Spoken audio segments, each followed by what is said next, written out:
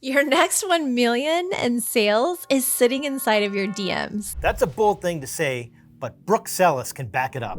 She's the CEO of B Squared Media, the agency that turned customer service into a revenue engine for billion-dollar brands. She's the author of Conversations That Connect, a keynote speaker, and the creator of the CARE framework, used by agencies around the world to transform organic conversations into a recurring sales channel. But how does she do it? So this is where AI gets really sexy because AI, as we know, or maybe you don't, and you're going to find out right now. In this episode, you'll learn how to rewire your agency's strategy from content to conversations that lead to sales. The best sales conversations are hiding in probably under a tag. How to engineer high-converting customer conversations using the CARE framework. We're using AI to help us tag these conversations as they come in. The goal ultimately is to turn our inbox chaos into conversion clarity. And how to turn it all into a budget-growing, client-retaining return on conversation report that your clients can't argue with. In one 30-day period, we found that 4 out of the 12 product lines had 60% or higher acquisition chatter month over month. It's worth over $1 million in revenue. Now people are paying attention.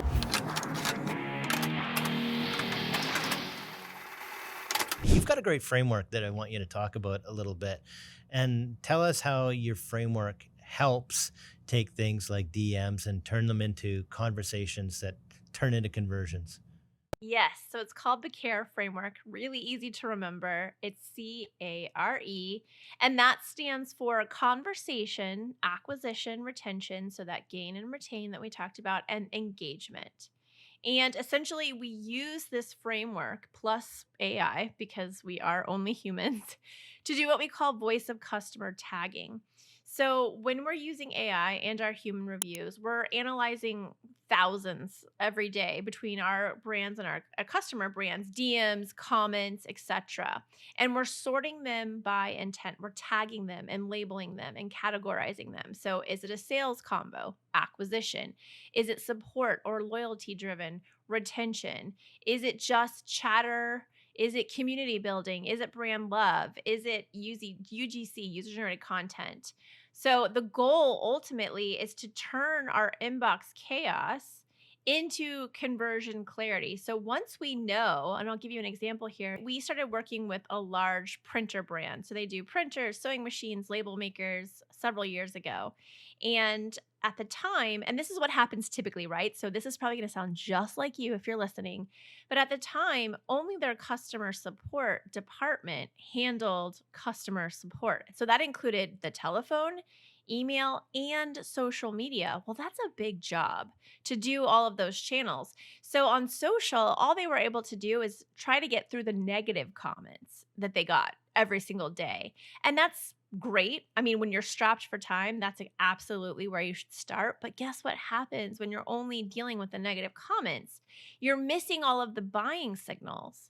We went through all 12 product lines on social, on all of the different channels they have. It was like 40 channels.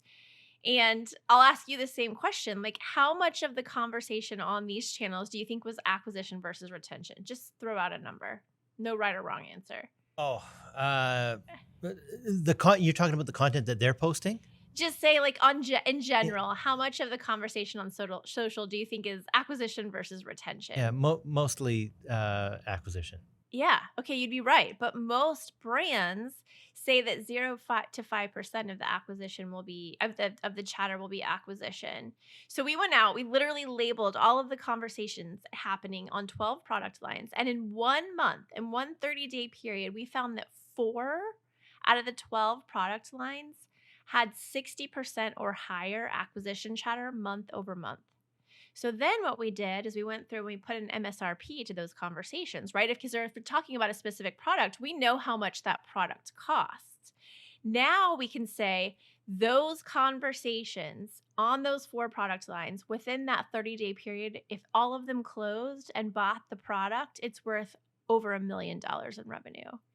Now people are paying attention. Start with acquisition and retention. Go check out all your channels, label all of the conversations, start with acquisition and retention. Then you can move into things like tagging for product, right? If you've got several product lines, tag by product, because now you're slicing and dicing your data and you're able to say, oh, wow, I'm going to with the dentist example again.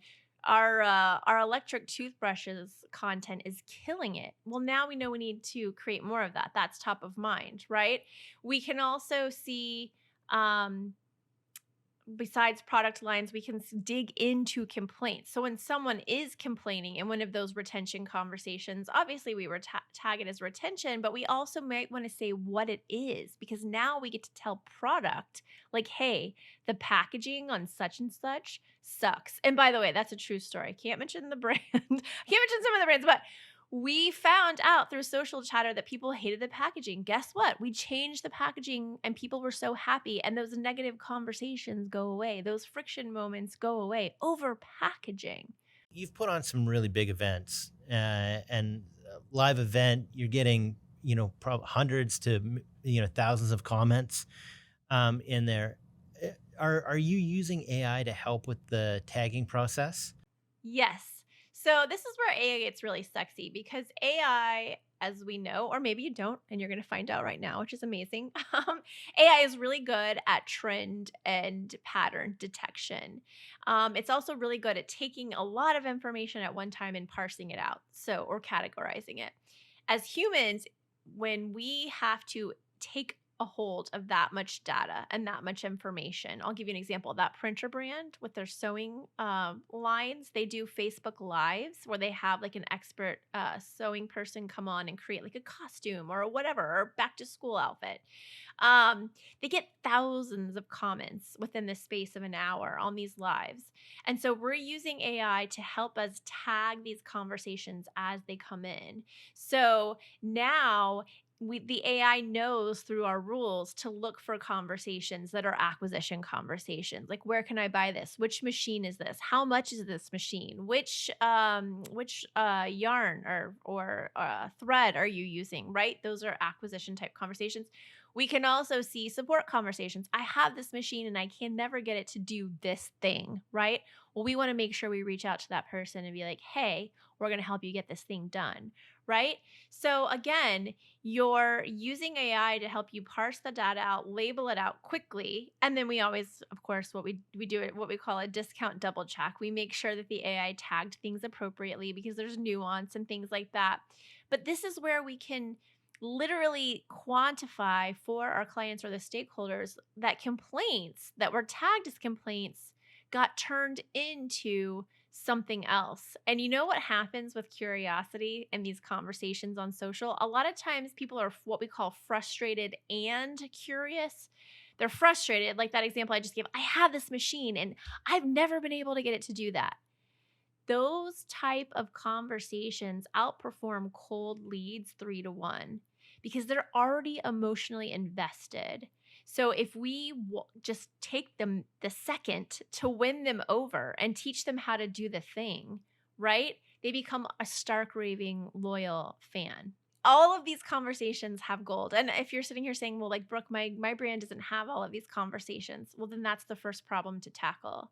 You're not creating conversational content, so you can't get to all of this. That's the C in care. You've got to be creating the conversations or that conversational content before you can get to acquisition and retention tagging. And then that final step is engagement. And I don't mean likes, I mean deeper engagement.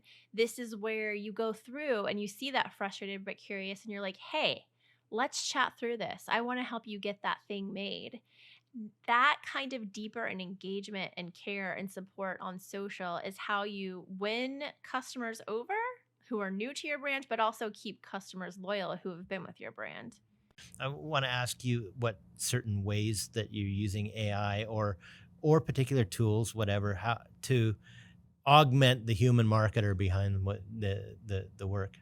So the way we use AI powered intelligence for this care method in social media is, number one, social listening. Right, this is a deficiency that we have. There is no possible way, even a 100 people on a social listening team could go out in the interwebs and listen to everything that's being said about a brand. So we use AI and social listening to find dark mentions. This is when someone mentions your brand but doesn't tag you, right? So on social you can use that little signal and or a symbol and then start to tag a brand like at Nike. Let's just use that as an example. That's tagging Nike, and Nike would see that as a notification in their social media inbox on the native channel or through the tool they use. If you're not using social listening though, and someone's talking about their Air Jordans and they don't tag Nike, they're still talking about the brand and a very big product of the brand, but Nike would never see that unless they were using social listening. So social listening uses AI and machine learning to find these dark mentions of your brand, your competitors, your products, your stakeholders, and they help tag them and bring them to the light. So they're bringing these conversations to our inbox. That's one way. Another deficiency that we have as humans is understanding sentiment. Again, we can't even wrap our hands around all of the conversations that are happening at once all over the internet. What we also can't understand is even inside of all of those conversations, what is the meaning? Are people happy? Are they sad? Are they upset? Are they neutral? What are the trending topics? So, part of social listening in AI gives us sentiment analysis. So, the AI automatically tags that conversation that comes through, whether they've mentioned you or not, and says, hey, this is a positive mention of the brand or product, or this is a negative mention of the brand or product, which you now know, right? Because you've been paying attention, that goes to usually support or sales, right? Acquisition, retention. And then we also use it for audience insights. So when we have these thousands of conversations, we can pop them into a spreadsheet, upload them into AI, and have it spot those trends and patterns inside of those conversations. So language, top objections, top product pairings, top. Uh, we're actually creating an AI tool right now that's looking at these conversations and is going, we do social selling for some of these clients too. So the premise around that is we get a code. If you're asking about that printer that's compatible with Alexa, I say, yeah, here's a video on how it works, right? You go watch the video, and 9 times out of 10, you go away. That's interest, but not intent. Interest does not equal intent. But if you come back and you say, wow, that was better than I ever thought it would be, then we can say, DM us and we'll send you a special code so that you can get something off, right? And so maybe they DM us and we say, we're going to send you a free ink pack with this printer if you buy it, or we're going to give you free shipping, whatever it is, right? Once they use that code, that's attribution. Now the social team literally can prove return on investment dollar for dollar because I've got this attribution. What I can then do with all of this closed won conversations, right? So we've got all of the people who used the code, they bought something, we've got the MRSP, we know what it was worth, but I can also take those conversations, feed it to AI and say, tell me what the trends are in language product pairings with promos. And the AI that we're working on will literally tell us when you pair this printer with this promo, maybe it's the free shipping versus the ink pack, you have a 3x% chance of closing the deal.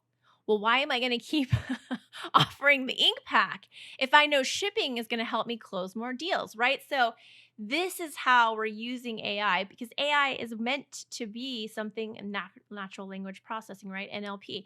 This is what AI is the best at.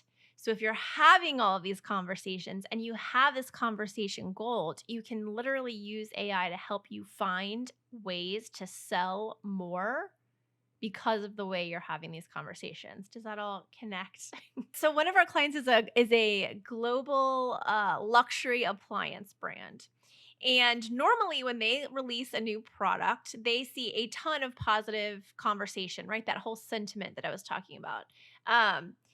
This is obvious. Normally when you launch a product, right, the conversation's very positive and happy.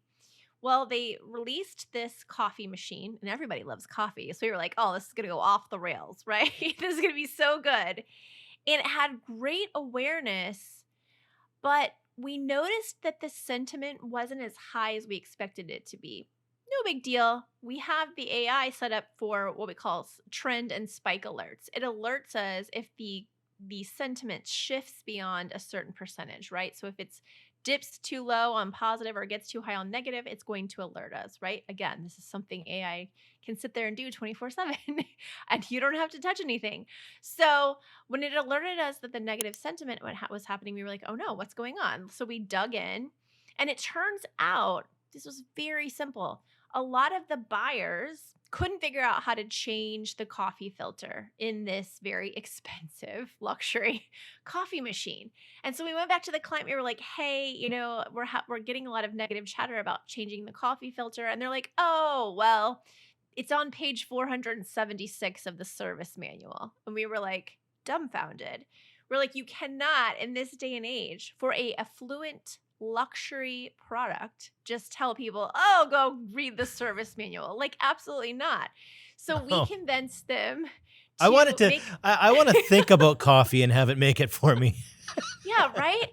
Like, there's no like, just no, because the first thing these people were doing, quite obviously, was going to Google with this coffee machine and trying to figure it out, and there was nothing there. So then, what were they were doing? They were coming to social to complain, because that's the fastest place to get an answer.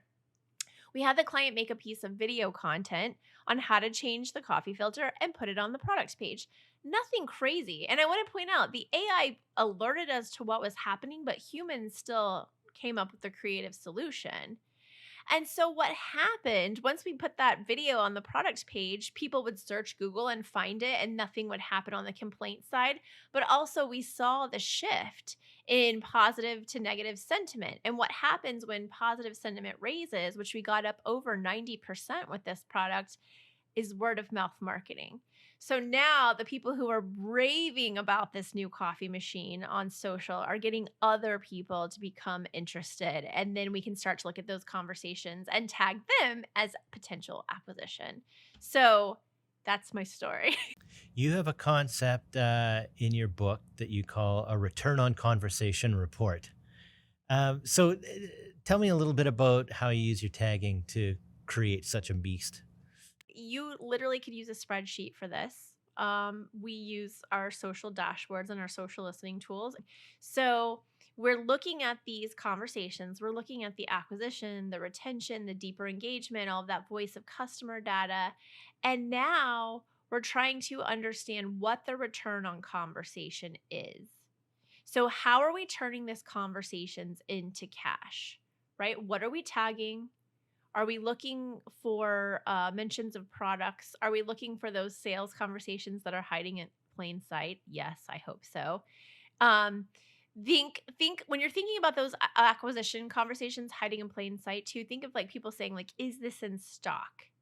Do you have appointments on the weekends? How much does it cost? Does this come in my size? Do you ship to Canada?" Right? These are all intent signals. These are not just conversations and engagement. These are intent signals. They're in the consideration phase of the funnel, which is so funny because we think of social as like top of funnel, but a lot of these intent signals and these conversations are literally bottom of the funnel. And if you have that promo code ready, by the way, for social selling, you might be able to close them right there on their channel of choice that in that moment. You know what I mean? So the voice of customer, or I'm sorry, the return on conversation report is looking at the voice of customer conversations by platform. What are the trends? What are the complaints? What are the positive things?